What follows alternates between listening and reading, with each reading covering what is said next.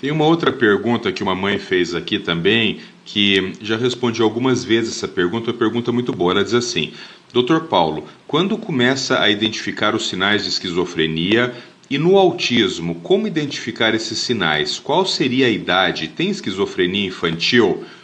Então vamos assim, vamos por partes aqui, né? A esquizofrenia é um transtorno muito grave, um transtorno neuropsiquiátrico muito grave, que compromete grandemente a qualidade de vida do indivíduo, mas é um transtorno que habitualmente ele é observado na vida adulta, então depois da juventude. Habitualmente, a imensa maioria dos quadros da esquizofrenia, eles se rompem, eles emergem depois de 20 anos de idade, às vezes até mais tarde do que isso. Mas pode acontecer na infância? Pode acontecer na infância. É extremamente raro. Na adolescência já é muito raro. Então, abaixo de 18 anos, né, a gente já diz assim, ó, esquizofrenia de início precoce. Abaixo de 12 anos, esquizofrenia de início ultra precoce. É muito incomum, muito incomum. Ela pergunta também se o diagnóstico pode ser feito numa pessoa autista, numa criança autista. Pode. Inclusive, o transtorno do espectro da esquizofrenia, ele é mais frequentemente observado em pessoas autistas do que em pessoas neurotípicas.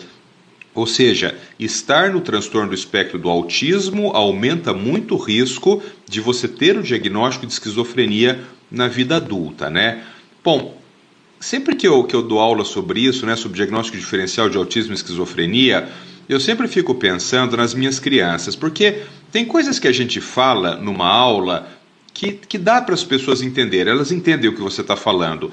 Mas na vida real, quando você vai colocar aquilo nos seus pacientes mesmo, você percebe que é muito difícil fazer aquilo, né? Quer dizer assim, uma coisa é o que está escrito no papel, outra coisa é a verdade verdadeira. Quando você tem uma criança autista nível 3 de suporte, por exemplo, com 8 anos, né, na sua frente, uma criança que não sabe falar, ela não tem um esquema bom de comunicação, uma criança que muitas vezes tem comportamentos agressivos violentos, uma criança que tem alienação do comportamento. Então, quando você pensa numa criança como essa e você tentar fazer o diagnóstico de esquizofrenia aí, é muito difícil e algumas vezes é realmente impossível, né? Mas, se você for capaz de perceber os sinais da esquizofrenia, o que habitualmente você percebe no começo desse quadro? Delírios e alucinações. Então, as alucinações, elas têm um componente que é um componente sensorial. Então, por exemplo, uma alucinação auditiva, o indivíduo ouve vozes de comando. Uma alucinação visual, o indivíduo vê coisas que de fato não estão ali. E os delírios? O delírio, pessoal, ele é um pensamento, que ele é um pensamento delirante, ele é um pensamento irreal, e que o indivíduo, ele tem uma crença naquele pensamento a despeito de todas as evidências de que aquilo é falso. Quando você fala de um indivíduo neurotípico, você entende que o diagnóstico da esquizofrenia ele é muito mais fácil? Porque o indivíduo que ele está delirante, o indivíduo que ele está alucinando, você vai olhar claramente e vai dizer o seguinte: não, mas peraí, ele nunca teve isso começou agora. Eu consigo entender que há um marco divisório aqui e alguma coisa está acontecendo nesse cérebro, né? Esquizofrenia muitas vezes, né? Claro que afastado outros diagnósticos também, inclusive a critério do DSM isso aí.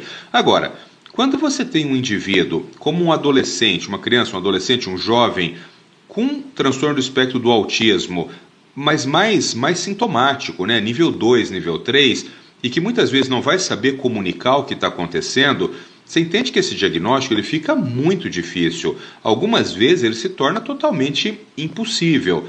Então, respondendo a sua pergunta, é possível transtorno do espectro da esquizofrenia na infância? É, mas é muito raro. Na adolescência já é muito raro. Pode acontecer em pessoas autistas? Pode, e é muito mais frequente, muito mais comum do que em indivíduos neurotípicos. E por fim, o diagnóstico. Você tem que principalmente ficar alerta para o surgimento de delírios e de alucinações, porque delírios e alucinações não fazem parte do transtorno do espectro do autismo. Então, se isso emerge naquele indivíduo, você tem que pensar numa outra comorbidade.